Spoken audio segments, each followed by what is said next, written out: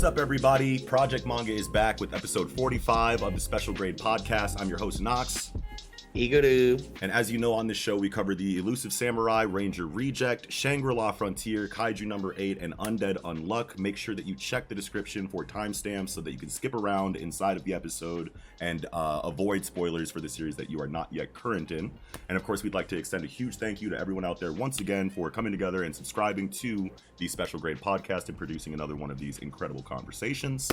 And as well to everybody out there that is a Special Grade patron, if you are also a Discord member, make sure that you link your accounts together so that you have access to the Special Grade chat in the Discord, a hidden section where you can come rap with us and talk with us on a more intimate level. But getting into the discussion tonight, this back half of Weekly Shonen Jump and Weekly Shonen Monday were so fire. Ranger Reject is actually going on an indefinite hiatus, I heard, which is kind of concerning. So we don't have any Ranger Reject right now or for the foreseeable future. Hope the mangaka is okay.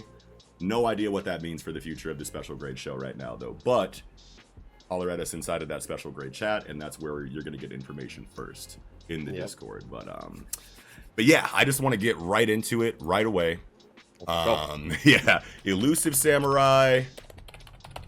And I don't even think I know exactly which chapter it is right off the top of my head. Chapter 29. Elusive Samurai, chapter 29, General 1334. Holy shit, look at this color. Beautiful color fucking cover, man. Yeah, like, dude. These autumn leaves, Tokiyuki dancing in them. Like, yo, I sat here and stared at this shit for a good minute. Like, yeah. Wow. I want to say fucking beautiful. I want to say that Elusive Samurai has the best color spreads in the game right now, in the magazine. Man. I might agree with you, bro, because these motherfuckers is nasty. Yo. Now, inside of, like, okay, because you have, like, One Piece or whatever, and whenever One Piece has a color spread, you're like, oh my god, it's One Piece, Easter eggs over here. You know, like, we've just had it for so long I feel like it's been a while since we've gotten a One Piece color spread. I think it has. You want to know what? I don't think I remember the last one that we had. Yeah. Come on, Oda. Yeah, for real. Fuck. Watch him drop one like this Weekly Shonen Jump, yeah. But no, dude, I'm loving the Elusive Samurai. I think it gets better with every fucking chapter. The fact that it gets all of this color inside of its, inside of the magazine, pretty often means that it's doing really well. It got the cover color or the cover forefront this I think it's like on the cover of the magazine this month, or this week. It got the magazine cover. It's like the main, they're obviously all the characters are on the cover, but I think it was the main forefront focus, got the focal point. Jesus Christ, how long did it take me to fucking figure out what I was trying to say? Holy shit. Yeah, that's awesome. Like, I'm so happy for it because it was something that got shat on so much when it was first starting, like most slow starts usually do. You know what I mean? And I'm just so glad that it's finally starting. Everyone is seeing what Elusive Samurai can do now. You know what I mean? And from the beginning, I knew this was a series that was gonna be a mainstay. Like, it wouldn't. I was fairly sure it wouldn't get axed. I mean, at this point, it still could. I think Samurai 8 got axed at a later point than this.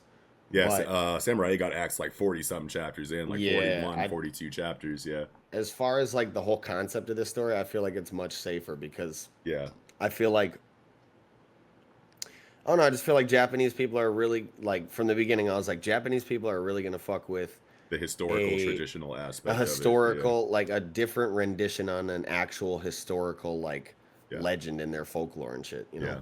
Yeah.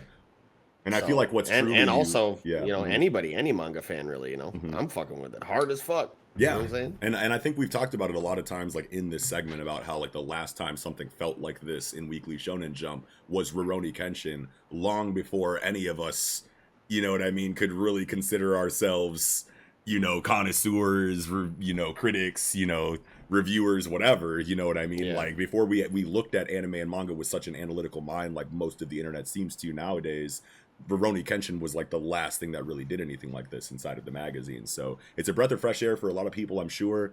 And the fact that it keeps getting color, the fact that the storytelling keeps just improving every single chapter or every single arc, I'm like so happy for Yusei Matsui. This is his third successful book in Weekly Shonen Jump, and you can just I'm so happy for it. You know what Be I a mean? veteran in the game. You know what he's doing. Absolutely. And this chapter does a lot for, this was a very Kojiro centric arc. We got a lot of Kojiro specifically, and like a lot of we got some Fubuki and some Genba too. This was just an amazing chapter. Like this is one of the best chapters of Elusive Samurai so far. Easily. Yeah. Easily. Because you got your action, you got tactics, you got character development and growth inside of Kojiro, just a focus on him. You know what I mean? And that's something that even though we get a lot of downtime in the Elusive Samurai and like characters interact and there's comedy and there's development, I feel like characters are going to grow the most in settings like these. You know what I mean? And Kojiro, you know, doing his thing this whole chapter really started to kind of single his character out and just like put him in under a spotlight, which I really hope they copy this formula for the rest of the main cast and they all start getting, you know, specific, you know, centered focused chapters on them. Like for Ayako, Shizuku, Genba, I need backgrounds for everyone. I need origin stories. I feel like we're going to start getting all of that stuff pretty soon. It's really exciting. Yeah. Fuck yeah. Most definitely. As far as the events of the chapter, this inside page, this is Yorishige, right?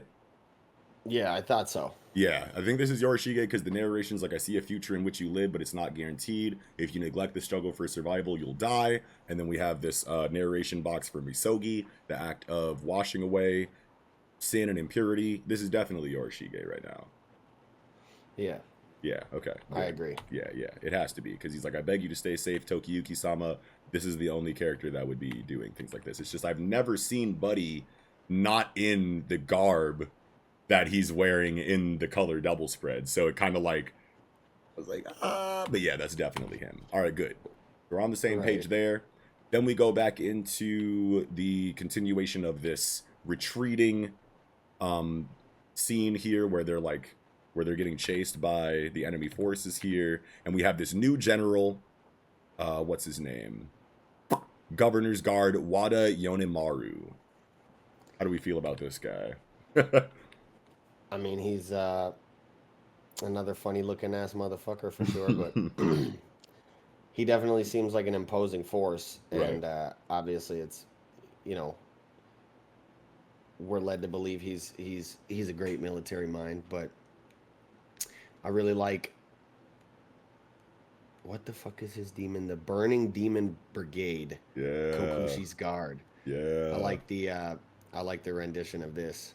Yeah, I like how they make them look like demons or whatever, but those obviously aren't demons. That's just like an aesthetic effect for the panel. No, yeah, it's a mainstay in the series, but I always just like, whenever we get that aesthetic, it's one of my favorite parts about this, just because that Oni, you know, that Oni association with the enemies is always pretty fun for me. Like, going back, I feel like it's been a while since we got this, since like Sadamune, or the rat dude, what's his name? Ichikawa. Like, I feel like he was the last one we got. He might not have even gotten one. I don't think he got one. I think the last time that we saw Sadamune. Yeah, I think it was either Sadamune. There might have been a Takauji chapter, I think, where there was some drawings like this, like when he was doing his thing and flexing like on the battlefield or whatever, and then you got that zoomed out double spread with like all of the crazy demon tendrils and like naked people. I think that might have been the last time that we saw something like this, but yeah, dude, this is sick. Like, this fight is everything. I feel like this fight showcases everything that the Elusive Samurai is trying to do, because you have just a beautiful progression of strategic application in this retreating, kiting kind of, you know, raid scene. But then you also got like really concentrated bursts of character development inside of the ranks of Hoshina and like all of these guys that are eventually going to come back to Suwa and join the ranks. You know what I mean? So it's like perfectly paced. It's honestly really impressive how everything that this chapter does fits on all of the pages the way that it does. We got diagrams, we have multiple action scenes, we have amazing character interactions and dialogues. Yeah. And it's just like, wow, like what a masterpiece of a chapter for the Elusive Samurai.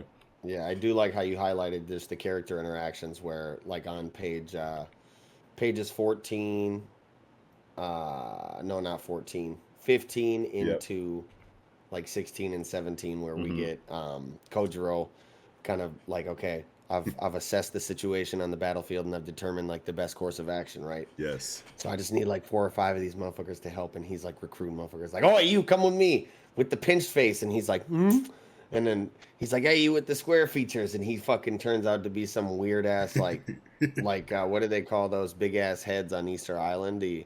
Oh yeah. Oh man, I can't remember, but I know exactly what you're talking about. There's an emoji for it. Yeah. Yeah. Yeah, that shit. Oh, that's gonna bug me the whole time. And then we get the thumbhead dude like, describe me, and he's like, nah, you're way too fucking ugly. But you're coming with anyway. Hey. I love it because, like, okay, yes, this is beautiful for the pacing because it doesn't require a whole lot of back and forth. It's just like you label, them going, nope, that's not all that I got. You mislabeled me. And him going, oh, you're so annoying. That can all happen so quickly, and then back to the action. You know what I mean? But because of that interaction, now you know that they're building a bond and they're building a relationship because it's comedic. You know what I mean? Like, yes, we're in the middle of warfare, but like, I just mislabeled you, and you guys just made a joke about it. We're like all kind of like deeper friends now. You know what I mean? After the interaction, like you can tell that even like later on, after when the dude starts fighting for real, and he like sends the Easter Island face guy, and the one with like the stubble on the back of his hair, that he's like, don't call me bald, I got a little bit back here, you know what I mean? Both of those guys go flying, and Kojiro's like, yo, those are like my guys, you know what I mean? And it's like, it makes sense, even though it happens so quickly all in one chapter. You could tell that they're like buddies, you know what I mean? And them getting sent by the guy at the end, he's like, oh no, you gonna pay for that, brother. And like, it's like, it just felt so good how quick, even considering how quickly it all happened. And just to jump a little further into the chapter, I guess, the very end, really, the illustration of Kojiro at this top left panel on the last page. Yes. So fucking good. Where it's just like, shut up, Blob. I'll scatter your stinking blubber in the Chikuma River. Like, he's looking like an absolute demon. Yeah. And it's cool that like the main bad guy of this altercation, you know what I mean, is going to be squaring up with Kojiro. You know what I mean? Which makes sense because Kojiro is the general on the battlefield, or the adjutant, on the battlefield, according to Fubuki. And Tokiyuki got great shine in this arc already versus Hoshina when he was drunk and he was doing the booty bashing thing. We got that. Those were Tokiyuki's moments. And then now it's going into Kojiro storytelling, and they're giving him the final boss of the altercation. It makes sense coming out of the last arc where Tokiyuki learned his new fighting style and took out Shokan. That was very Tokiyuki-centric. We move into Kojiro. Hopefully it follows suit with Ayako, Shizuku, Genba, Fubuki, etc. And we all get, this kind of stuff, and they just evenly progress and develop the main cast, obviously with Tokiyuki shining through, a little bit more than everyone else. But this kind of even storytelling can really do a lot for this story, because I feel like if they do this right, and it does feel even like this, where everybody gets the shine like Kojiro is getting right now, I feel like no other Weekly Shonen Jump manga is really doing it like that, if they really commit to it in this way. So I'm super excited about that.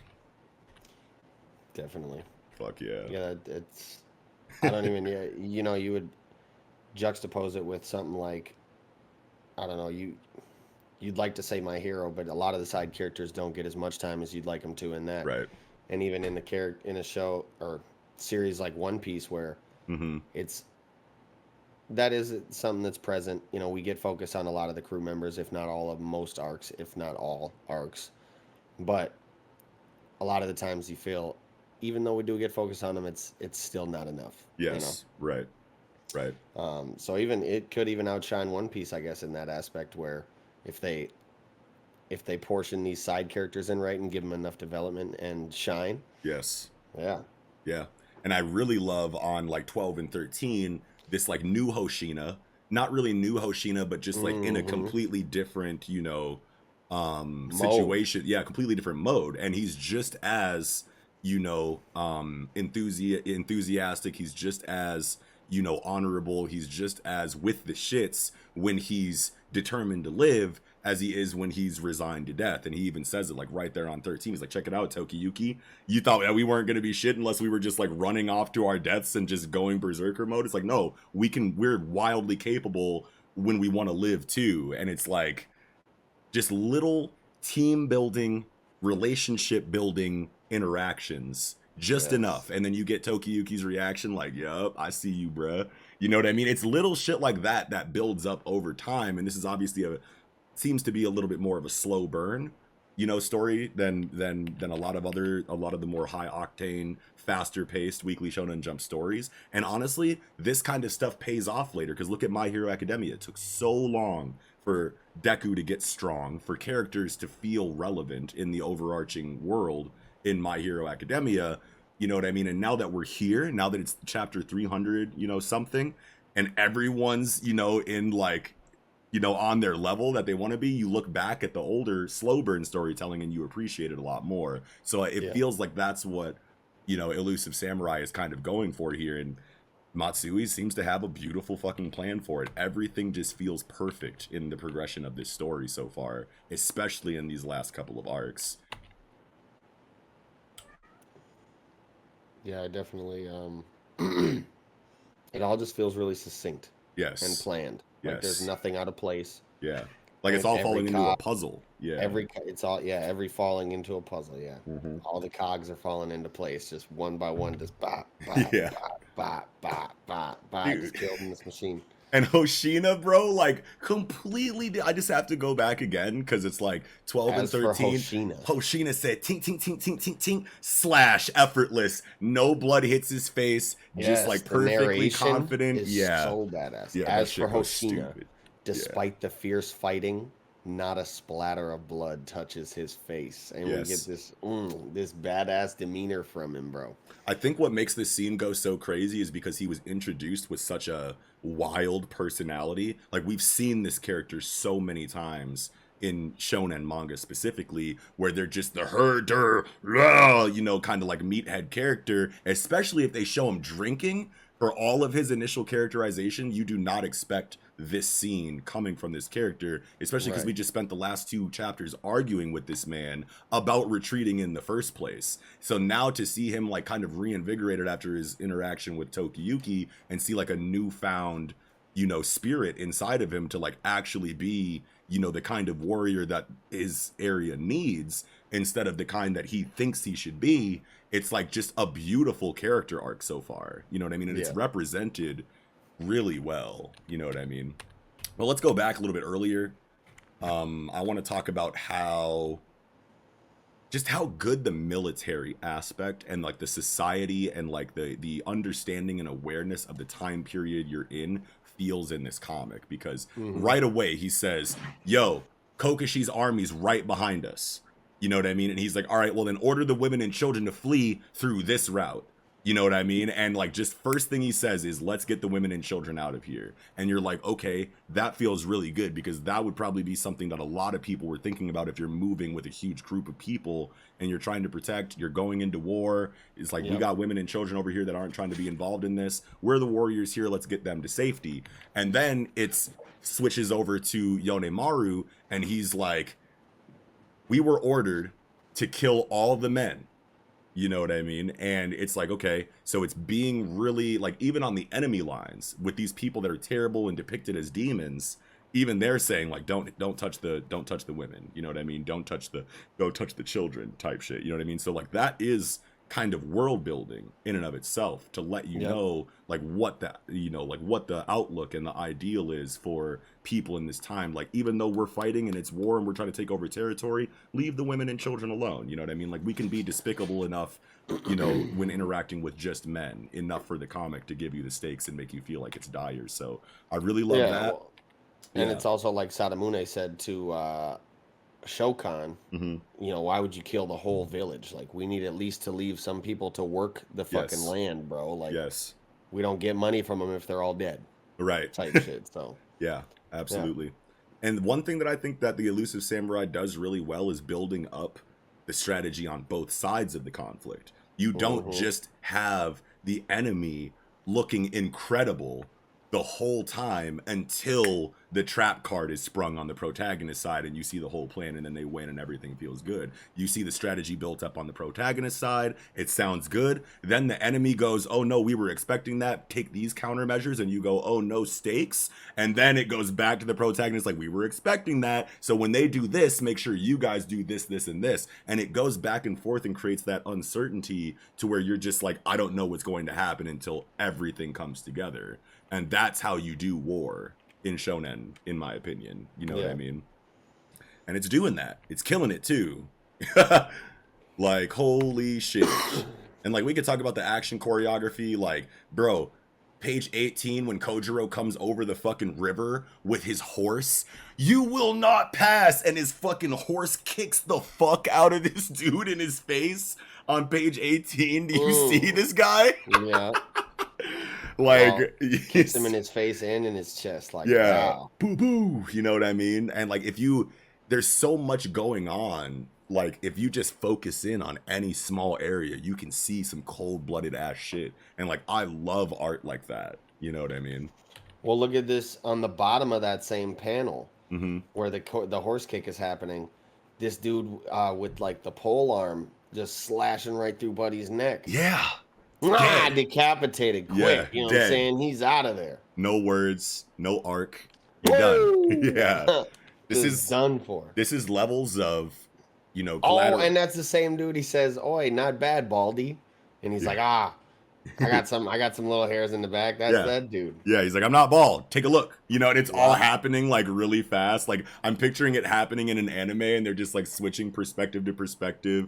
Really like loud, like dramatic, like passionate voice actors, like saying all of these funny parts. You know what I mean? Dude, I can't wait until this gets an anime, bro. Yeah. Like, I love shit like this. It's like a perfect balance of really quick, short bursts of comedy inside, and it doesn't take away from either thing. The action and seriousness doesn't take away from the comedy doesn't take away from the action and seriousness. It's actually a beautiful blend, especially if you turn the page into 19. And bro, when I saw this scene of Fubuki on the horse shaking and then he falls off, I was like, oh my god, even more stakes. How did they get Fubuki? And then you turn the page and he's like, I'm starving, bro. And you're like, god damn it. It legitimately made me laugh. Like, I was expecting danger, I was expecting worry, and then got hit with comedy that actually slapped and that I wasn't expecting. So I was like, oh yeah, that was brilliant. And then it's not just comedy and then it goes back to action. The comedy leads into more bond building and relationship and development building between Fubuki and Kojiro before it goes back to action. And it's just a beautiful progression of events in this chapter. I honestly can't praise it enough. Yeah. This was a fucking really good chapter. Yeah. Like, holy shit, man. So like, as far as like what's gonna go on next, I feel like it could go two ways. I feel like it's just like Kojiro centric again, and we get this like whole fight while little side things happen throughout the rest of the war, and then it all culminates into the defeat of Yonemaru and like the neutralization of all of the other plot points inside of the strategy. Or it's going to be the exact opposite, where we see all the other areas of the battlefield primarily with little splashes of Kojiro versus Yonemaru in the background. Yeah. So like, either way, I feel like that'll slap because all of the characters involved are incredible. This chapter literally set up every perspective to where we could switch to either one and it'll feel great. This is gonna be the best arc in Elusive Samurai yet once it's finished. And like it should at 30 chapters in. Each arc should just get progressively better at this point. Yeah. You know what I mean? But like, that's really exciting for Elusive Samurai again because of all that subtle build up in the beginning. So I'm like dumb excited for the next chapter. Hell yeah. Yeah. I don't know if you had anything else though. Oh wait, no. We got to talk about Genba. And we got to talk about the archer, because Genba's move in here in this chapter was so good, because they go up to him and they're like, okay, so this is Yonemaru. This dude is cold. It's not going to be easy fucking with this dude. Like, this is all of his clout. Like, here's how he operates his forces. This dude is ruthless, doesn't care about shit, and he gets the job done. What do we do? How do we beat him? And Fubuki's like, beat him? No, we're going to use him first. Right. And then it goes into Genba using the path that they were leading the women and children through away from like the gated path that like makes sense to go through. There's a little, hidden pathway around the fences that they were trying to lead everyone through. And Fubuki knew that the enemy would see that and figured he would probably try to split push, to cut them off. You know what I mean? And Fubuki goes, okay, well, Genba, why don't you know what I mean, disguise yourself as Yonemaru, so that when you do run up on a horse and tell some of the men to rally behind you, they'll be like, what are you talking about? Isn't it just a straight path? And you can go, no, there's where they're leading all the men, all the women and children, because you know the location. Maybe the enemy forces didn't at the time, but Genba did. So he led them there himself, or created the disguise of Yonemaru to bring them there prematurely. You know what I mean? Either way, like, it just all worked out so masterfully. Yeah. And then this dude is cold with the bow and arrow. Tink, tink, tink. This dude got shot in the throat. Yeah. What the fuck? Shinomiya Saimon-Taro. Simon Toro. Yes. Yeah, this dude definitely, he said, wink, wink, wink. Yeah. Motherfucker's like, throat, neck, chest on him. This is exciting, though, because now we have a cold-blooded archer on the team. Now we know that Sadamune, kind of has a, like a little bit of a counter. The only thing that worries me is that I feel like we're going to end up loving this Simon Taro dude. And then it's going to be like Simon Taro versus Sadamune, and Sadamune is going to kill him for stakes. You know what I mean? It could be a situation like that. Because it's like, dude, this is war. Characters that we care about are eventually going to start dying in the Elusive Samurai. You know what I mean? Like that is just something that has been apparent since chapter 1. You know what I mean? So as one piece as it feels with the collecting of crew, we have the main cast: Fubuki, Shizuku, Ayako, Kojiro, Tokiyuki, Genba, and Yorishige. We can assume that those are the only safe characters. Literally all of these other, Straw Hat Fleet equivalent characters, you know what I mean? Like, could go at any moment. You know what I mean? So that's something that I love about the Elusive Samurai, but also depends on how they develop all of the side casts, because it's like, man, if Hoshina goes after, 2 arcs of development, I'm gonna be sick. For real. You know what I mean? Like, I already love Hoshina, So... I'm fucking with Hoshina too, man. He's the boss. Yeah, dude, he's fucking awesome. But I think that's all I had for the Elusive Samurai this week, unless you had anything else you wanted to throw in there. I think that's about it. All right, bet. All right, getting into Shangri-La Frontier, Chapter 54, Rare Items More Valuable Than Life. Fire chapter. So fire. Starting off with the finishing of this Virak and Sanraku scene where she's stanced up on the arm, bro. Yes. Says to the sword, you're going to have to hang out for one more. Yeah. Stances up, and the positioning here was a little weird because she's already kind of stanced up on his forearm, but then he bends his arm to, support her. So, I mean, she obviously must have just had to move her feet, but it was just... Right. The positioning of her feet was a little off-putting. I'm like, hold on, how's he grabbing her? Her foot's way over to the side.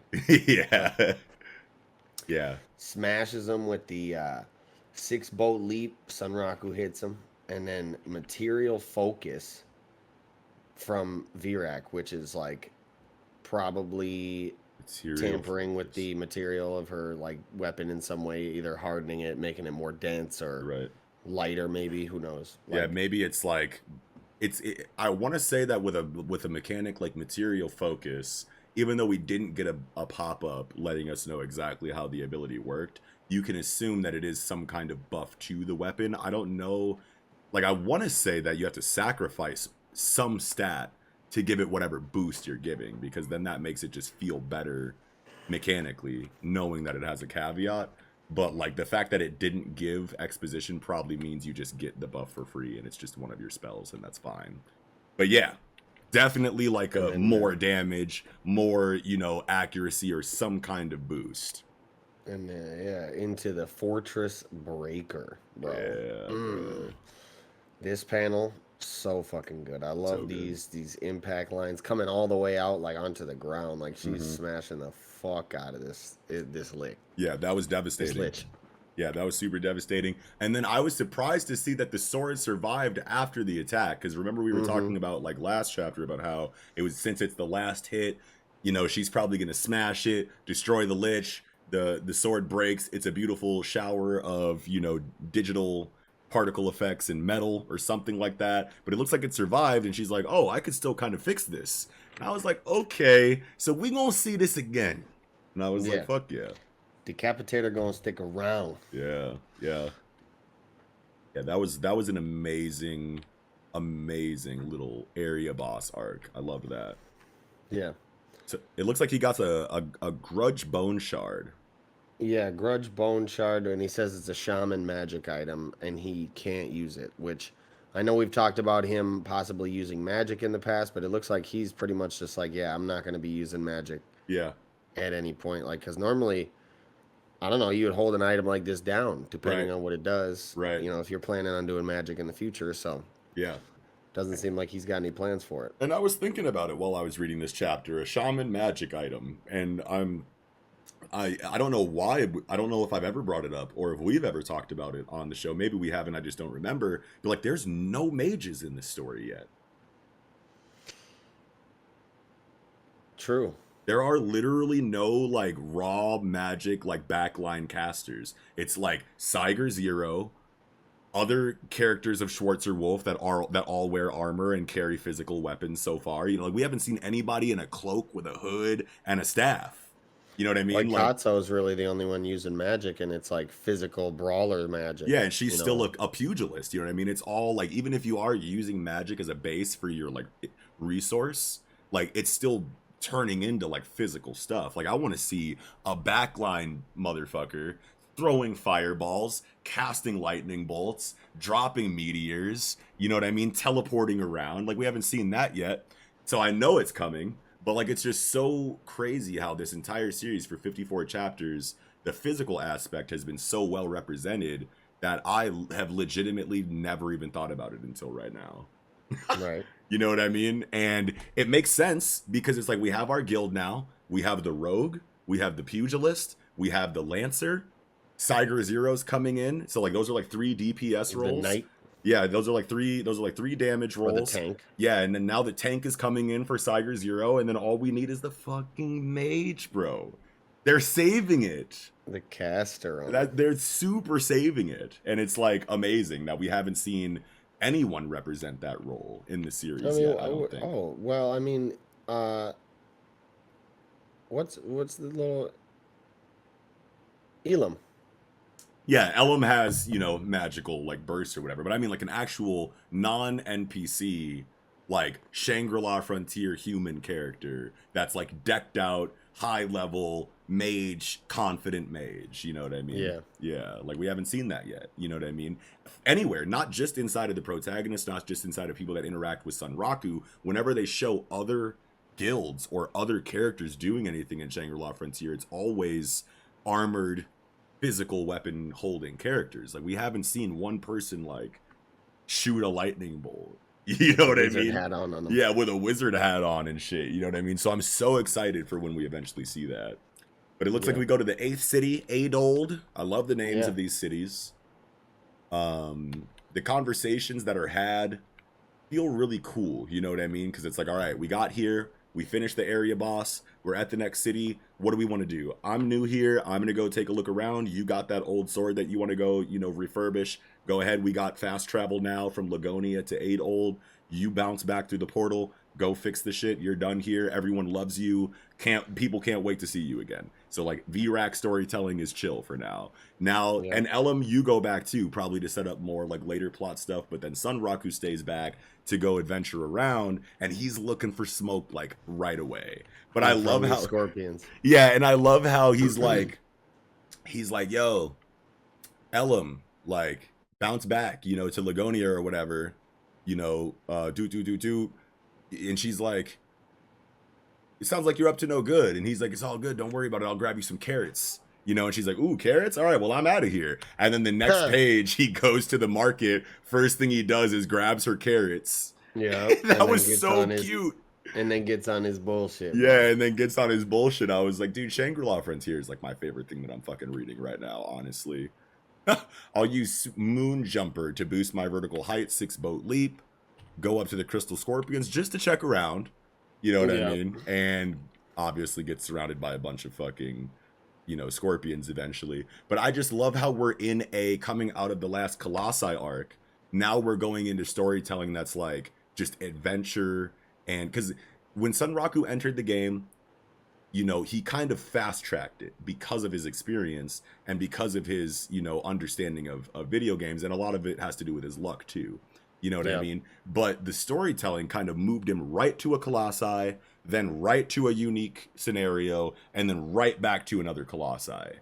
You know what I mean? So it's been, like, really high-tier enemy and plot storytelling. And now this seems to have kind of calmed down. He's exploring, chronicling, adventuring, and just doing MMORPG video game shit without too much on the line. And that's exactly where we need to be right now in Shangri-La Frontier, in my opinion.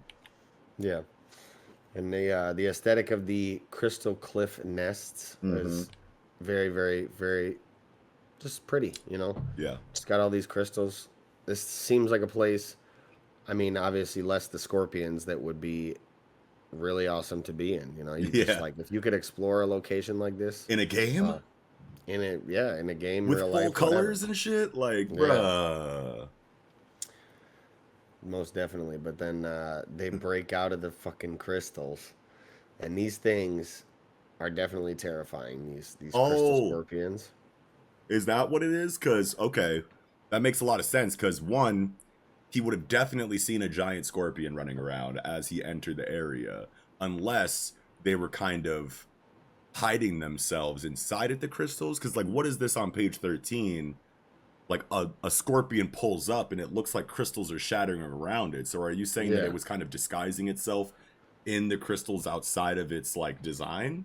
Yeah, because, even he says, he's like, oh, they're camouflage types, huh? Ah, yeah, he does say that. Yeah.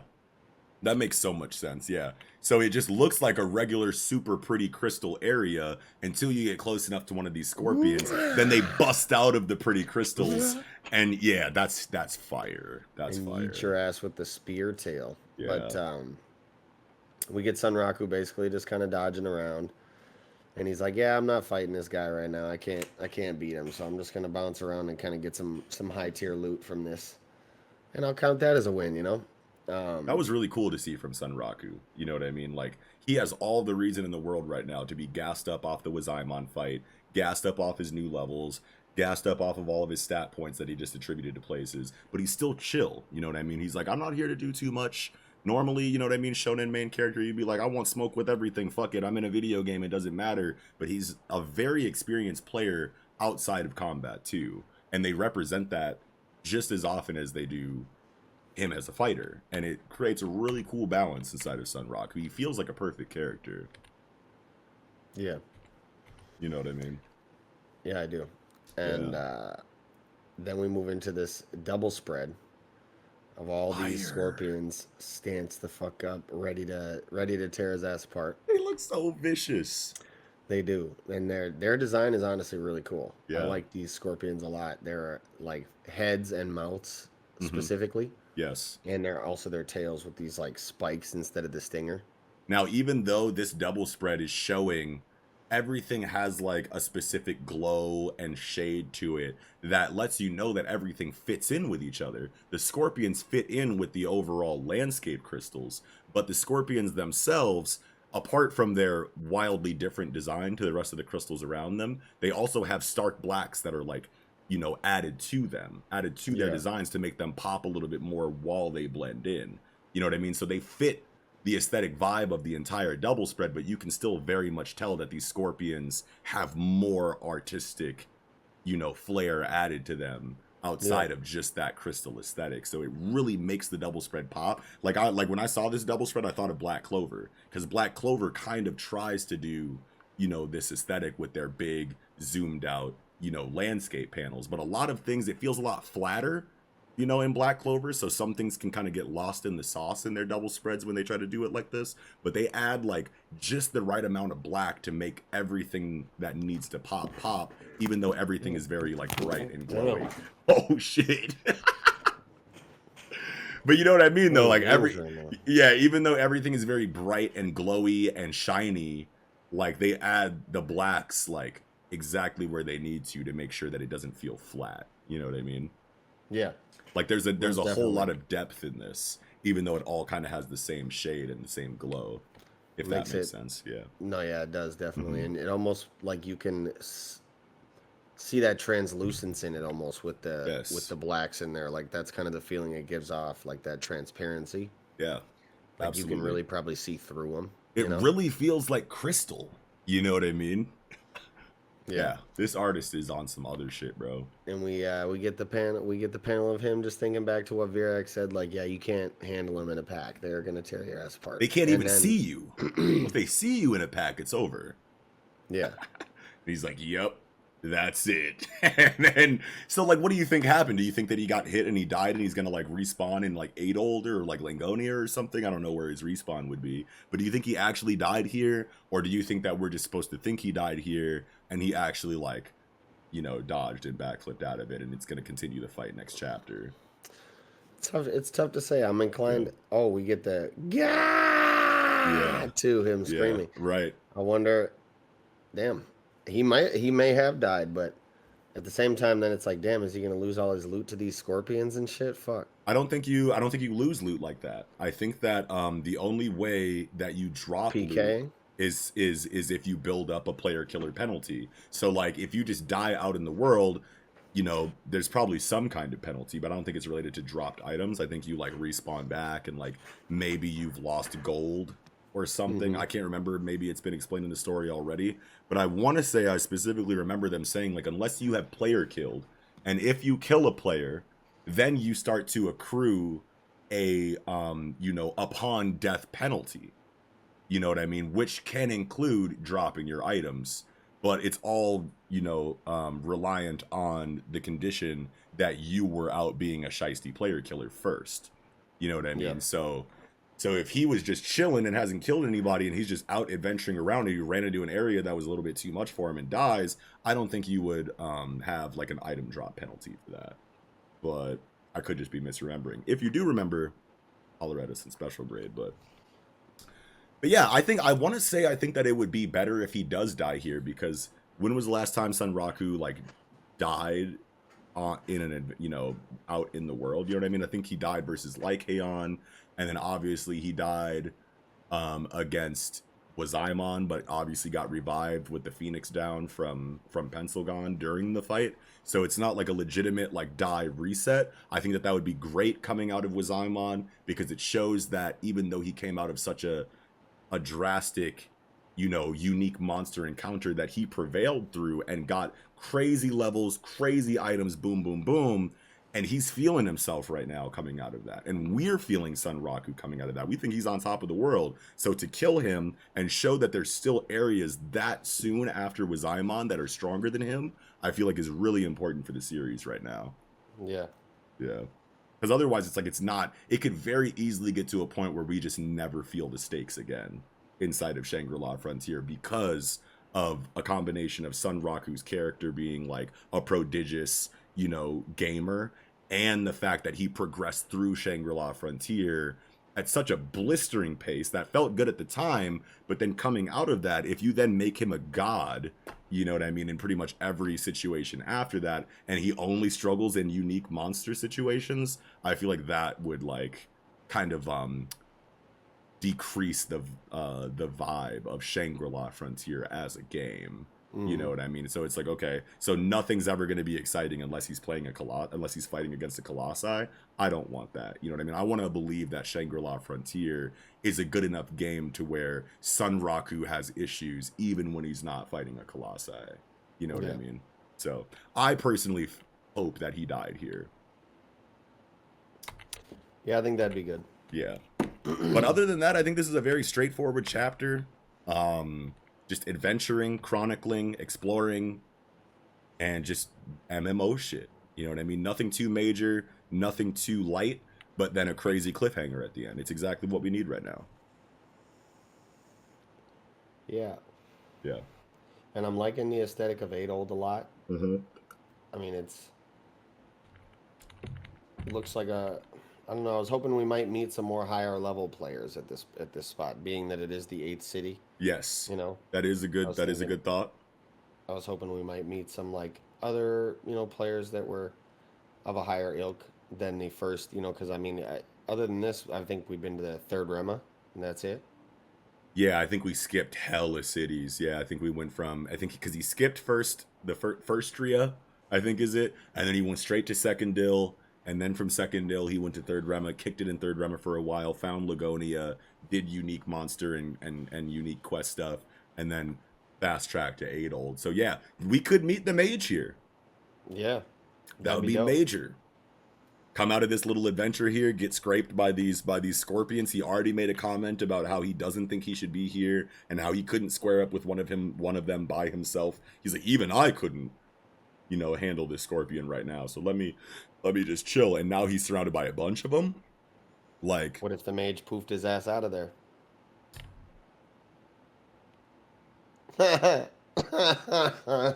I want it. I need it. I want to meet the mage so bad. I'd like if he died here to, yeah, for sure, like reaffirm stakes in the story. Or I would like if the mage comes into play here and was like, what the fuck were you doing up there? Yeah, and stupid. I would love either your ass out of there. Yeah, I had to teleport. Give me a mana potion now. Yeah, now you owe me one. Ooh, what if it's like a greedy gambler mage and he's like, I did a favor for you, so now you're indebted to me and you have to help me on. Now you have to help me on this quest, and I'm pretty sure your son Raku, you beat Wazaimon, right? Yep, I saved your life. You owe me. Come with me over here to this like area that I'm having trouble with. That would be so sick, because that would be great for the plot, because one, we need the mage. Two, that's just a cool situation to have another cool character come in and interact with Son Raku. But also like just developing relationships with other characters and going like that feels like a video game. You know what I mean? Yeah. Like when I'm playing an MMORPG and I'm going into a mob and like I'm by myself and I feel like I've maybe bitten off a little bit more than I can chew. Hell yeah, there's been that time where some random other player came up and coincidentally had the same mission as me, pulled up and did the shit with me, and we beasted it together and then added each other afterwards. You know what I mean? Like that is MMORPG as fuck. You know what I mean? Yeah. So I would love to see that here. Hell yeah. Yeah, man. But I think that's about all I had for this chapter. Yeah, I'm going back through it. I think I am good too. Okay, getting into Kaiju number 8, chapter 43. Oh yeah, there's no titles for these. But holy shit, Kaiju number 9. Kaiju number 9, man. This shit was insane. Like, yeah, Kaiju number 9. He's just the way he can replicate himself and like spread his influence across the whole entire battlefield is definitely an imposing force. Yeah. I love the formula of Kaiju number 8, because when all you need is just like pack tactics versus low level Kaiju, you get amazing character development and growth, inside of the confident forces of the Kaiju Defense Force. And then in between those, skirmishes of like basically just like regular day-to-day Kaiju Defense Force protocol, you see the number 1 guy flex against an easy ass Kaiju. You see, like, you get those kind of little, stretches of storytelling to show you how efficient the Kaiju Defense Force is. And then in between all of those easy mode arcs, you get these wildly drastic high stakes Kaiju number 10, Kaiju number 9, these huge threats show up like in between those. So it's like a perfect formula of stakes and tension. And then we got through it. It was great. All right, now the same kind of enemy, but on a lower level, no generals. And then everyone can kind of just like show what they can do. And then you go into another drastic, Kaiju number 9, Kaiju number 10, numbered Kaiju attack. And it just like creates this beautiful progression of events inside of Kaiju number 8. I love that about the formula. Yeah, and the way Kafka, like, obviously the safest assumption we can make as far as why he can't transform is that like it's associated with his most recent interaction with like his inner, Kaiju. But yeah, I'm super curious to find out why exactly it's happening. I think it's definitely tied to that, but I think it's a lot more of a psychological thing. I think we're starting to find out that like this is tied to your mental state. And he had that fight with Elder Shinomiya, and almost killed him, and then simultaneously had the conversation with the kaiju, baby inside of him. So now he's got so much more to think about, and his unconscious, mind is like, Thanos versus the Hulk. Thanos beat the fucking brakes off that dude, and he couldn't fucking transform for the next movie, throughout all of the rest of that movie and the next movie, because of the psychological damage. And I think it's doing a really good job of bringing the stakes back to the series, so that we don't feel like Kafka's like a One Punch Man kind of situation inside of Kaiju number 8, so that these side characters can shine the way that they do in this chapter. You know what I mean? That we'll talk about. But I also think that it's cool because it's showing, inherent flaws of Kafka, which you kind of need, for your main character if you're going to give him strength like that. You know what I mean? So it's a beautiful situation, in my opinion, because Kikuru is incredible this chapter. We got a lot of, squad shit inside of strategy. Tension is building in multiple areas because Kaiju number 9 can split himself and control different areas of the map. It's doing a really great job of building up that dire uncertainty while having mystery inside of Kafka and letting the other side characters shine through in the action. It's beautiful. Yeah. Which is pretty much the formula for One Punch Man as well. Yeah, so absolutely. That comparison is definitely a valid one. Mm-hmm. But yeah, I want to see Gen Narumi like tear through this number 9, you know what I'm saying? Yes. And then number 9 like puts a whole fleet of number 9s on him. Mm-hmm. You know what I'm saying? Like he's got to fight, like he's like, oh, you bodied the one? Yeah. Here's 3 or 4 more type shit. Yeah. And then he's got to body them all, and I don't know, I can see it culminating to a point where like things don't go exactly as they want them to against the like main number 9. Yeah. And at the last moment, like kind of after battling his way through all these 4, Narumi comes at like, kind of at the last moment to help out or swoop in and like block an attack or something that would be fatal. Yeah. And he's like just looking all ragged and badass, like he just fought 4 of these motherfuckers type shit. Yeah. Like, I'm imagining a badass scene in my head with Narumi, but it's cool. Yeah.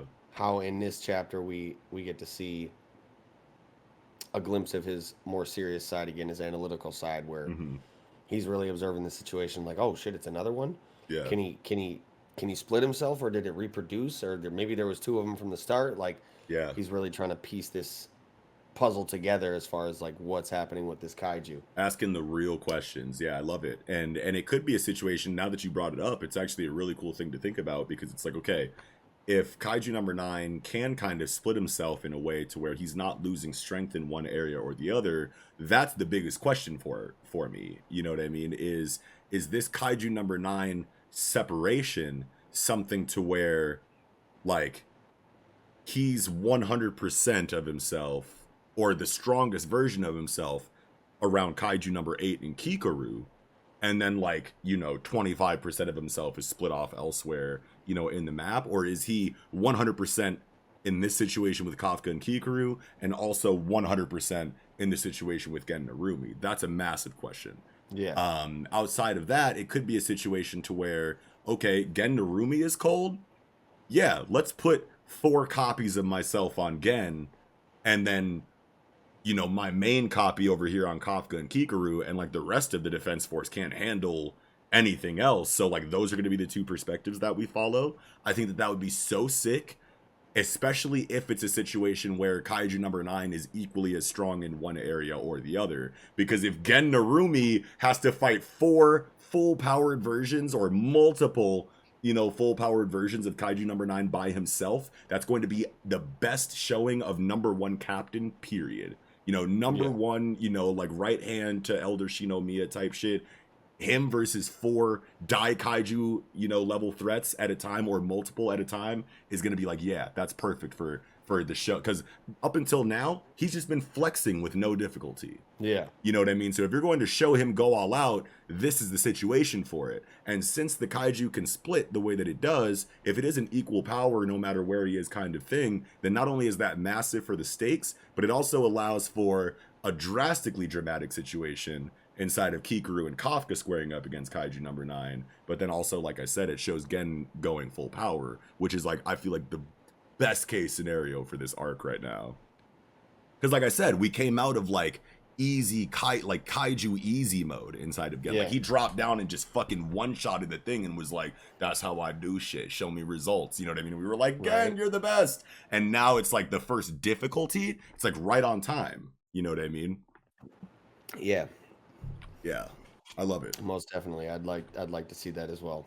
Yeah, but I mean, overall, I think that this Kaiju number 8 chapter is really just setting up the dire side of the conflict and showing that Kaiju number 9 has the advantage in all of these ways that the Kaiju Defense Force wasn't expecting. Kafka can't transform. We're getting introspective, you know, character flaws for Kafka, which is going to lead to better character writing for him. And then in the meantime, we have amazing action inside of Kikaru and Gen. You know what I mean? And that's one thing that I wanted to highlight about this chapter is all the way at the end when Kafka's like on the ropes, Kikaru comes in to kind of like step in and save him. And if we are going to be getting some Kafka, we don't know what's going on with him. Why can't he transform? We feel bad for Kafka. Let's see how he gets through this psychologically.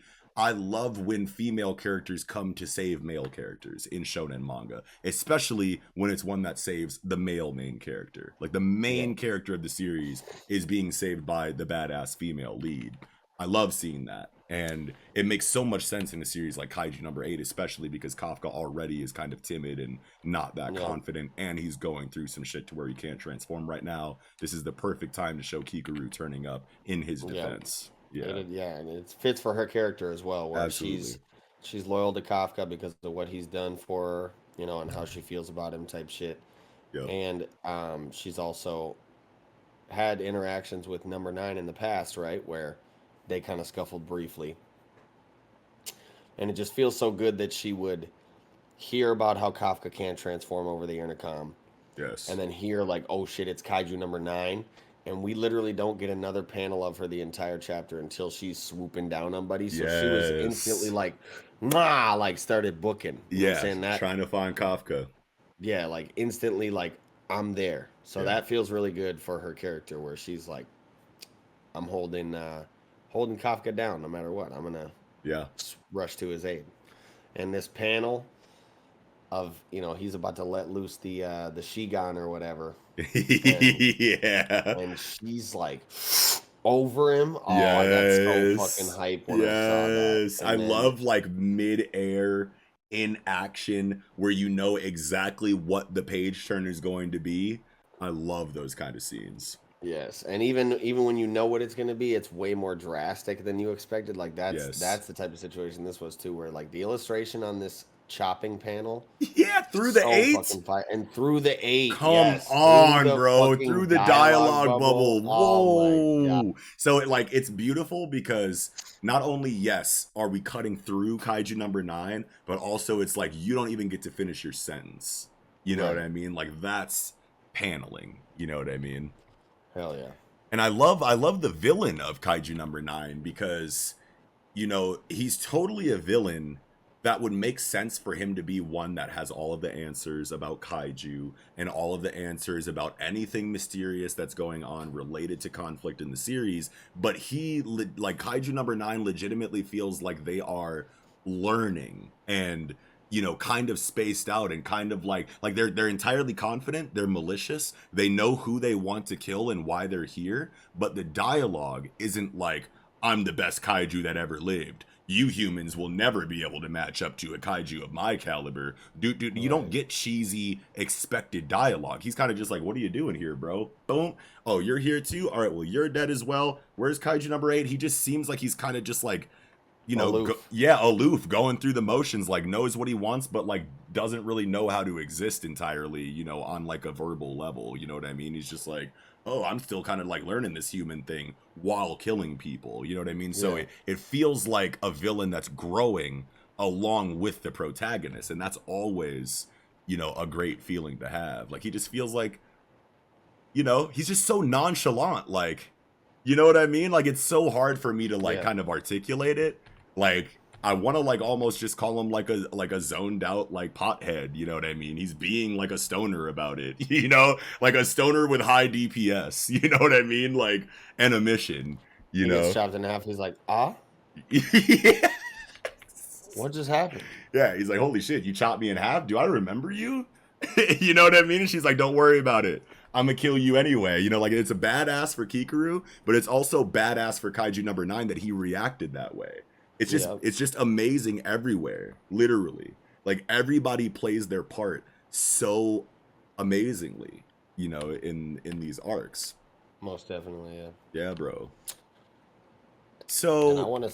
Yeah, go ahead. I was just gonna say I want to see more of this this female like sub captain that we get, you know, with the minigun or whatever. The one with like the ombre haircut has like the black on top and the white underneath it. Yeah.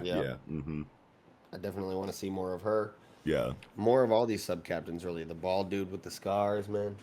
Or maybe it's not ombre, maybe it's peekaboo. I think I'm thinking peekaboo. The peekaboo, yeah. Yeah, I think that's what it. Ombre is like a gradient. Yeah, it like fades from one color to another. Anyway, my question is, okay, so the kaiju so if you go to page 11, the bald-headed, scary-eyed dude is like the kaiju we already took down are all ... question mark exclamation point, obviously implying that they're resurrecting or, you know, getting back up. You know what I mean? And this is really broken. You know what I mean? If he can kind of, he said, you know, Kaiju number 9 was like, the seed sowing is finished or whatever. He said like, yeah, I'm done sowing my seed, so now I'm ready to fight y'all. He said something like that. I can't remember on which page it is. Page 14, he says, I guess I'm done sowing my seeds. As for you, Kaiju number 8, I'm going to kill you and take that great Kaiju power for myself. So that's something that we got to talk about too. But before that, like, just the fact that, okay, so you can already kind of like split your being among other Kaiju and kind of like, you know, fuse with them or like assimilate yourself into them, imbue yourself with them in some kind of way to where you can sprout up on all of these other kaiju in all of these different areas. But like the fact that they were already neutralized and he regrew him and he kind of like brought them back into the fight. Now we don't see kaiju number 9. If you go to page 10, the bottom panel of page 10, the one that gets back up that the bald one comments on doesn't have a kaiju number 9 attached to it, I don't think. No. Right? So he doesn't even have to be there and he can raise you from the dead because this one was already neutralized. You would think that if they're going to get back up after being destroyed, that he would kind of have to be there controlling them. But he seems to be not only like a puppeteer, but also just a raw, like straight necromancer of kaiju, which is really scary, dude. Yeah, most definitely. Like, it's like we already have like a Majin Buu level threat in Kaiju number 8, 40 chapters in, and that's just ridiculous. Yeah, and I mean, as far as the great Kaiju power, quote unquote, he's referring to, I was thinking maybe it's just the like pure explosive raw power that Kafka has in his Kaiju form, but I believe we've also seen like similar, you know, strength feats from other Kaiju as well. Right. Yeah, I feel like Kaiju number 10 was putting out just the same kind of power that Kafka does. So, like, that leads me to believe that there's some other ability within Kaiju number 8 that Kafka hasn't, like, accessed yet and doesn't know how to use. Similar to how Kaiju number 9 can replicate himself and spread these regenerative seeds or spores or whatever that can heal the Kaiju from the dead. Yeah. And, wasn't number 10's ability, I can't remember, but I feel like each other one we've met has had some certain type of extra specific special ability. Right, so Kaiju 10 was dumb strong and could kind of like increase its mass and strength proportionally while also controlling lower level Kaiju. As like kind of like a general or like, you know, like someone who could rally other, you know, kaiju to their side. Kaiju number 9 can just straight up assimilate other kaiju and raise them from the dead and split his, you know, being across them and puppeteer them. But maybe Kafka is just adaptation. You know what I mean? Because not only does he have really raw physical strength, but like it's not just that. It seems like Kafka has the exact amount of strength that he needs in any situation. Yeah. And on top of that, his body transforms to give him the form that he needs to output the power necessary to beat any threat. Remember how when he went to go punch that one kaiju, he got the jet on his elbow. He got the jet on his elbow, and he got the tripod coming out of his legs to stick him in the ground and give him better footing as he jettison punched that kaiju with the piston arm. You know what I mean? Yeah. So like his body transforms in certain moments completely outside of his like conscious like awareness, it seems, to give him the strength that he needs to take down any threat in his way. So maybe kaiju number 8 is adaptation, like adapting to specific situations, and you know, in that way. Kaiju number 9 is just shape-shifting, necromancy, assimilation, and then kaiju 10 was just, you know, raw strength, proportionate mass, and just having the kind of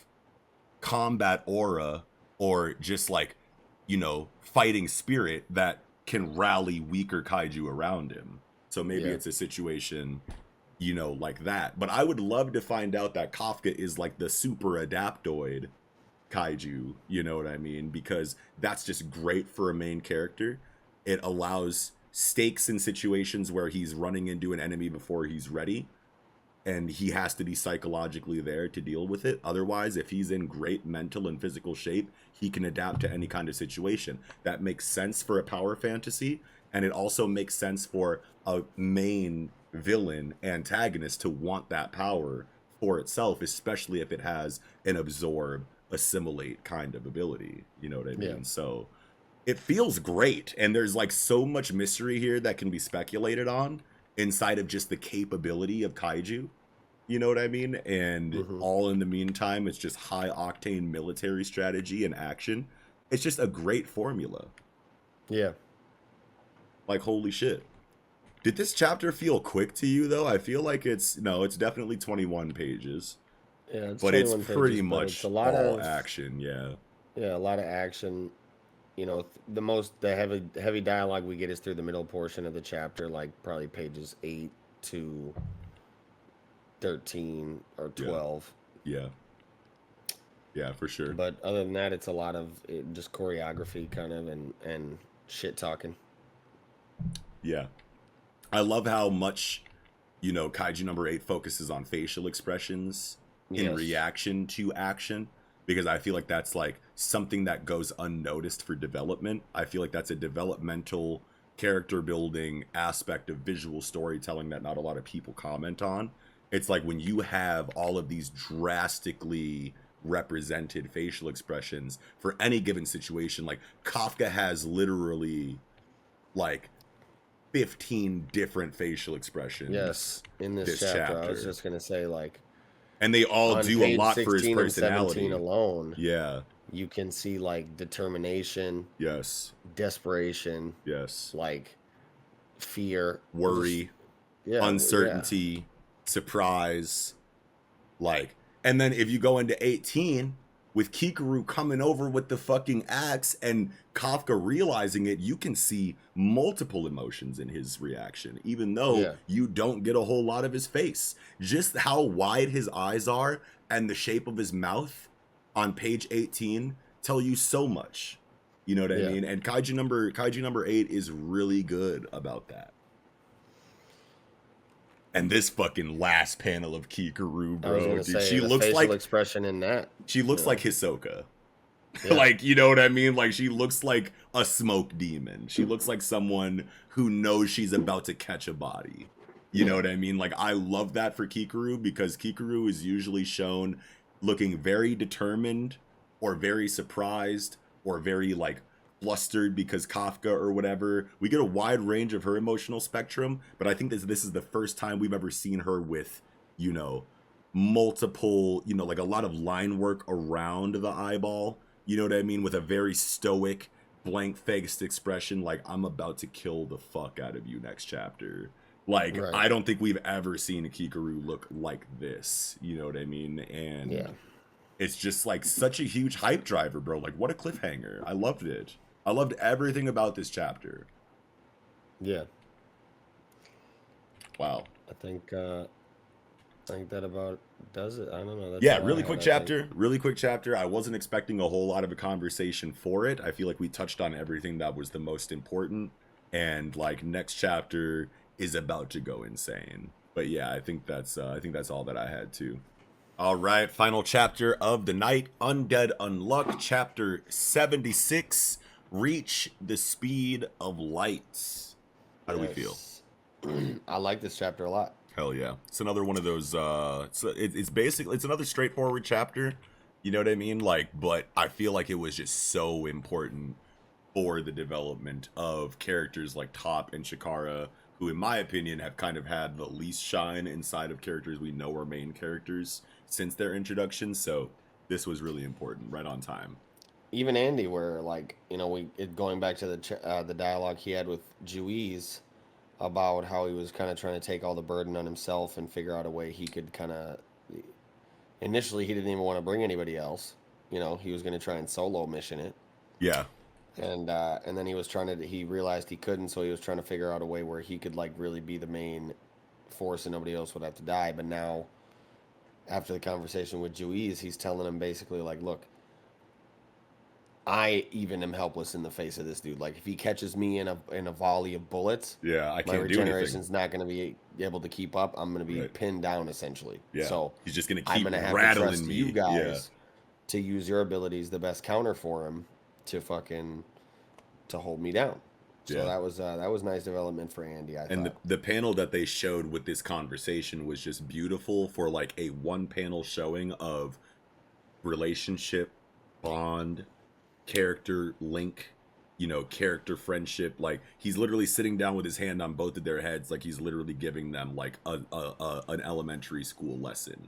You know what I mean? And like not to, you know, demean, you know, Top and Chikara, but like when you show characters this close to each other sitting, you know, cross-legged with their hands on each other having a conversation, regardless of whatever they're talking about, you can feel that they're close. You know what I mean? And I don't think we've ever seen Andy, Top, and Chikara in this kind of situation before. Like this is like great for the dynamic just of the group in general, because when you contrast it to Andy meeting Under, you know what I mean? Like it was some Phantom Troop shit. Fuck you, don't make me kill you, don't get too close to us, you're gonna get hit with a volley of negator abilities. Like it was very volatile, you know, when they met each other. And now, you know, it really feels like a family, especially with panels like these. So I'm glad that you focused on that panel for a little bit. But yeah, and then Creed just showing his fortitude in battle and his you know on his feet thinking, I guess is what I'm trying to say. Like where he hits Chikara with the stun grenade here. Yeah, that was his bitch drastic. Ass. So how did he already have that grenade in his hand? Because like I'm confused because remember last week we were talking about like why Chikara got inside of Creed's range in the first place. When he was unmoved, was already cast, he was at a safe distance. Top, regardless of how Chikara moved, would have been able to come in and kick Creed in the back of the head. So I was talking about how like Chikara only got within grabbing distance of Creed just so that we could have a double spread last week. You know what I mean? Like why is he where he is? Like why did he get that close to Creed when he's a backline caster type? You know what I mean? Right. And it looks like I don't think that question was answered in any kind of way that seems practical. Like he's literally there for no reason, just to get stun grenaded. And on top of that, how did Creed set this stun grenade up? He was frozen before he had this grenade in his hand, I want to say. And if he wasn't frozen before he had the grenade in his hand, then that means that he had the grenade in his hand already before he was stunned with unmove, and then somehow was able to move his thumb to activate it for this scene. Unless he predicted everything about this situation, pulled the stun grenade out, and it's on the perfect timer, because he's been stuck this whole fight. Literally. He shot Andy originally, and then Top and Chikara came around the corner and stunned him. And then Top kicked the shit out of him. You know what I mean? Like the whole like last chapter. So when did this stun grenade become a thing? You know what I mean? Like that's my question. On the top panel, it's unclear whether it's on page 2, top left panel, it's unclear. On page 3, top panel, you see this bubble that says shunk coming from like either his mouth area or his like gun arm. Yeah, it's probably. So I'm wondering if it didn't like eject that out. Oh, just like popped out perfectly into his hand. Yeah. But still, how did it? How is any movement, like, movement has to, like, this isn't automated, like, unless we get, you know, exposition that says that Creed has some kind of crazy tech that behaves on its own and is set on a timer or something, you know, and does things, whatever. Like, until we get that, this is all just like happening on its own because Creed can't move. He hasn't been able to move like this whole time. So either he's had the stun grenade in his hand since the start of the fight and set a perfect timer on it to go off right when Chikara unnecessarily slid himself right underneath Creed, or like, I don't know. Like, this is like the first time where I've legitimately been confused about what's going on in Undead Unluck in a way that I can say is even remotely negative. I have no idea why the events are happening this way when the strategy behind conflict in Undead Unluck has always felt so perfect. You know what I mean? But this feels relatively hand wavy, even though there's a lot of strategy and a lot of nuance going on inside of like what's happening outside of that. Like, when you get down to brass tacks, like, how did this stun grenade go off is my question. And it feels kind of hand waved and set up in a way that kind of takes me out of the comic because of how convenient it is. You know what I mean? But either way, it raises the stakes. Chikara's fucked up, and this is something that I feel like has been missing from Undead Unluck because, you know, Summer wasn't really that crazy of a threat. Fung was insane, but that was like, you know, inside of the highest echelon of strength inside of Under. Like Shen and Andy and Mui and Fuko, like, besides Mui up until that arc, like Shen, Fuko, and Andy, like, they're basically like the main fighters that we see. You know what I mean? So like them struggling and overcoming something is like cool because we've seen them do it a million times before. This is like Top and Chikara's like first like real enemy. You know what I mean? And it's like it feels good that we're going back to high octane, high stakes, nuanced strategical combat. You know what I mean? Where you don't know what can happen next. Like Chikara and Top are important characters, but they're not so important that they're like entirely safe from anything. And they don't have regenerative abilities. They don't have, you know, techniques that ensure their survival, you know, as much as the others. So like it's a lot more tense to see them struggle, especially against an obstacle like Creed that's been being built up not only as a mystery in the background of the narrative, but also, you know, his ability is broken as fuck. So you're like, hell yeah, this is really good right now. And I feel like this is something that we haven't seen in Undead Unluck in a while, because like Summer was easy, Fung was, you know, high tiers dealing with them, and then before that it was like an Andy and Fuko centric arc.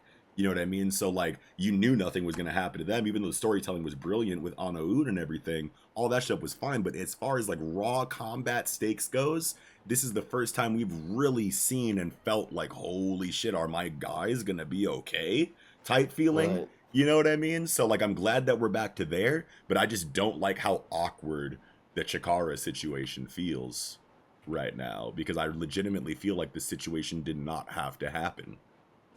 You know what I mean? Yeah. like why did fucking Chikara put himself that close to Creed? And like, considering Creed's advantage in this chapter, it's just in the back of my mind the whole time I'm reading it. Like, it doesn't have to be like this. You know? And maybe it's just inexperience. Maybe you could chalk it up to like Chikara was just like feeling himself and got a little bit too close and did something he didn't need to do, and Creed took advantage of that because of his experience. And if we got an explanation like that, that would feel great. But we don't have anything like that in here. You know what I mean? So I don't know. Yeah, and I was just kind of skimming the last chapter to see if he was holding the stun grenade or what happened. He did not have it in his hand. Mm-hmm. So I don't know. Like the shunk makes you think it was ejected from something. But then you're right, like how does he activate it with Unmove still on him? Yeah. Now, it could be a situation to where, go ahead. In this panel where the flashbang appears, you can see like he definitely is still frozen, because a cool thing I noticed is that the smoke from the barrels of his minigun is actually also frozen. Right. Not moving. Wow. So here's something, right? So if he's on decrease, and it means that his ammo replenishes instantly after use, then that still doesn't explain the stun grenade, because you could say he had a stun grenade, threw it, it went off, and then another one spawned in his hand. But he didn't use one before. Did he? I don't remember. I don't think he did. You just kind of thumbed through the last chapter and didn't see a stun grenade, right? So, like, now we're asking questions again about exactly what Creed's ability even does. Because if we go back to the nuke chapter, he had a nuke loaded and was ready to shoot it at a city, and then it got, like, neutralized. And because it was neutralized without exploding, he didn't get undecreased and he couldn't replenish that nuke. So, like, how did, like, you could easily explain another stun grenade spawning in his hand with undecrease if he had just used a stun grenade. Right. But he didn't. So, like based on my understanding of the negator ability, I don't understand how he has the stun grenade right on time. It's just so weird to me. It's the first time I felt like this inside of Undead Unluck. But Tozuka hasn't really let me down before, so who knows? We could get a post, an after the fact exposition box or dialogue bubble or something. But, like, definitely feel really awkward about it. But outside of that, literally outside of that feeling, this is an amazing chapter of Undead Unluck that does everything that I've honestly kind of been waiting for Undead Unluck to do since, like, the Billy arc, really. Yeah. You know what I mean? So, like, the first, like, the Billy reveal traitor arc, coming out of that, we went into very, like, sentimental world building, Andy and Fuko growth storytelling. And now it's kind of coming back to Under and giving these side characters time to shine while going into a really high octane, high stress situation where everyone's got their own fight and it all feels good. The strategy of the fights are all fire. Creed's dialogue is incredible. High experience versus low. I mean, Top is, we could assume, is pretty well experienced being with Under. Marginally, right. But Chikara is brand new. So you have Creed's experience and ruthlessness versus Chikara's inexperience, and then Top is just like low capability. He can't even damage Creed, you know what I mean, by conventional means. So this is a great matchup, and Creed's dialogue to them makes a lot of sense for an antagonist in his position. Everything about this feels great, all the way up until the cliffhanger where fucking Chikara gets back up after having his eyes beat in and finds the strength to open his eyes to activate Unmove again. And then the super hype, cliffhanger of Top's gonna keep running until he reaches the speed of light and he can take your head off regardless of his strength because of just momentum plus force, you know what I mean? So, like, that is great feeling. I mean, it felt even weirder for me because I didn't even think he just got his eyes beat in. Like, it looked to me like he took his knuckles and literally gouged his shit. Like, like, like, it didn't even seem like punches to me. Like, the way the injuries are and the way the blood is on his knuckles, it looked like he was just like, I didn't think about that. I legitimately thought that he hemmed up Chikara and just said pow pow and just like took his eyes out. Is what I thought. Like, but I like your idea more. Like, I like your idea more where he was like, nah, you never using these again. Yeah. That's what I thought it was. And I was really like, oh my God. Like, Chikara. Oh, fuck. Yo. He's done. Like, I seriously thought. And then that's what, the end of the chapter was even I felt it in that moment for sure. Is he really about to open his shit back up and use this ability? Is what I was thinking. Like, no fucking way. Yeah. His shit would be mush. Yeah. Like, it feels weird. I'm not going to lie. It feels weird for the first time. Like, these last couple of chapters have been the first time where I've been like, does this make the same amount of sense that combat in Undead Unluck has always made? You know what I mean? And it could be one of these situations where it's setting up something and making us think a certain thing, and then we're going to get the whole picture by the end of the conflict. Could be a situation like that. But usually Tozuka is really good at, like, showing things at face value. You know what I mean? There's never a mystery in combat for too long. You know what I mean? So, like, and this is something to where it's not even related to, like, ability. It's just related to, like, constitution, and you know, like it's very weird for Undead Unluck, I want to say. You know what I mean? Yeah. But I mean, either way, it's fucking hype. Panel was major. Yeah. Like, holy fuck. Comes in, kicks Creed in the face, and kind of gets Chikara out of there. Yeah. But they're like narrowly avoiding the volley of bullets after that. Yeah. And then he shoots Chikara in his fucking leg too, like through the leg, not in the leg. You could literally see the line go through and through that leg. Yeah, well, it's a big ass gun, like a Deagle or some shit. You know yeah. So yeah, I'm not surprised it would go through his shit, but he's like, yeah. But then he was like, he said, I blinded you, and you can't keep your leg steady from the pain. Now your ability is dead in the water. But he explicitly said, like, I blinded you. Yeah. Which just makes it so weird that at the end of the chapter, he just opens his shit back up like nothing happened. So, like, not only do you, like, mash his eyes in with your fist, but that's coming out of a stun grenade. You know what I mean? Like, his eyes have gotta be, like, a different level of fucked up, bro. Yeah. You know what I mean? But, hey, we'll see what Tozuka wants to do with it. It definitely feels weird to me, too, though. Like, I'm glad that, like, I'm not the only one that feels that way. As hype as it is, and as fine as I am with this situation, considering the story of Undead Unluck has never made me think that it was going to turn into hand-wavy ass pulls or anything like that, it's fine. You know what I mean? Like, I'm confident in Tozuka to make it make sense. But these last couple of chapters, I feel like I've had more question on the legitimacy of, you know, the situation than, like, ever before. You know what I mean? And I don't know how to feel about it. But I feel great right now. But there is, like, something in the back of my mind that's like, do I have to worry about Undead Unluck? You know what I mean? Yeah. I don't want to feel like that. Yeah, it's just, yeah. I mean, and you're right. This is the first time that it really has ever given me that feeling, too. It's like, man, what the fuck is going on here? This chapter's kind of weird and off-putting, but... Yeah. And I don't want that feeling to, like, kind of, like, make me, like, not look at Undead Unluck how I, like, usually do, because, like, that is so apparent to me in this chapter. But, like, I have to remember when I'm reading Undead Unluck that there's a lot of Easter eggs. There's a lot of visual storytelling. And this is really high octane and kind of to the point in regard to, like, Chikara and, you know, Top's relationship and their development and their growth. And obviously this huge hulking, you know, antagonist that they have to deal with. But, like, all of the action seems really straightforward. I'm not really looking too deep into the panels to, like, find anything that could, you know, give me clues or give me information that could make this situation feel better. So maybe I need to reread the chapter a couple more times to really try to look for things like that. But, like, also, like, still at face value, this is just, like, different. A completely different vibe than I've ever gotten in Undead Unluck. You know? But yeah, I like the quote from Chikara at the end. Yeah. You know what I'm saying? He's like, Top took off running because he believes in me. You don't have any idea of that, and you're looking down on him. That's why you're gonna lose, Creed. Yeah. Don't move. And then that basically just says, you know, not till the friend I have faith in reaches the speed of light. But yeah, that I was like, damn. For one, surprised that Top can reach that speed. Yeah. I think this is important because I don't think we ever really got too much information on, like, I know that he doesn't stop.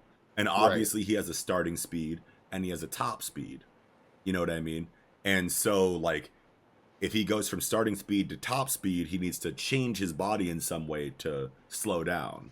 So, like, that's all that I've known so far. But adding the multiplier that if he doesn't stop, he just keeps gaining exponential speed, that's beautiful for Top. Like, that's so fire. Like, this is, like, such a massive hype driver that you can just let him run forever and let him build up the speed he needs to have the force through relative speed increase that he needs to take down an enemy that he couldn't even damage the last chapter with his conventional speed. Like, that's fire.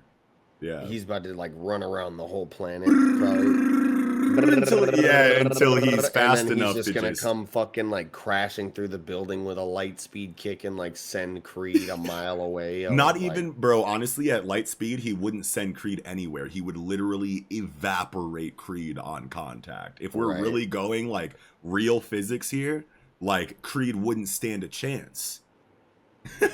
You know what I mean? Like Creed would literally explode and turn into a pink mist if anything ran into him at light speed.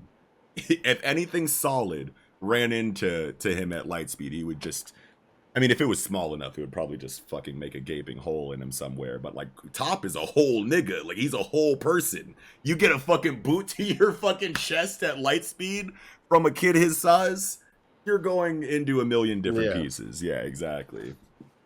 Or just take his head off. You never know how manga's gonna show it. You know, it could just be like a decapitation. It could be, you know, like just a hole through him. It could be sending him off into the fucking stratosphere. Who knows? But either way, light speed is enough to end Creed on contact, whatever way Tozuka wants to show it. So I'm like so excited about that. To see what that looks like, to see how it's represented, And to move into some other conflicts as well. Like I want to see kind of what's happening in other spots. Yes. But I also don't want Creed to die. Like, Creed's a cool-ass character. Like, even, he's a son of a bitch, and he fucked up Chikara, and I want him to get smoked. Like, I don't know if I want him to be a friend. I don't know if I want him, I just think he's such a cool character that I don't want him to just explode and die. Yeah. You know what I mean? Yeah. What were you, I think you were going to say something. Were you trying to say something, or? I don't think so. Yeah, I think we're good. So biggest questions of the chapter is like, how do you guys feel about the stun grenade situation? What the fuck is going on with that? Yeah, like, and how do you guys feel about just Chikara's positioning in this fight? Are you guys ready to chalk it up to just inexperience in combat, or like what other kind of conversation can we have about it? So like more so than anything else that we brought up tonight in this in this discussion, I want to talk about Undead Unluck and special grades. So all the Reddit's in there. But other than that, I think I'm pretty good on Undead Unluck this week. Yeah, me too. All right, cool. Well, that's going to do it for this episode of Special Grade. Thanks you guys for watching. Like I said, don't forget to hit us up out there in Special Grade, and thank you once again for coming together and supporting the Special Grade podcast as patrons. We couldn't do it without you guys. Thank you so much. Arigato. One more reminder for anybody out there that is subscribed to Patreon and also a Discord member, please make sure you link your accounts together so that you can chat with us in the hidden areas of the Discord. But with all that being said, that'll do it for this episode of the Special Grade Podcast. Wrapping up, I'm your host, Knox. Iguru. Catch y'all next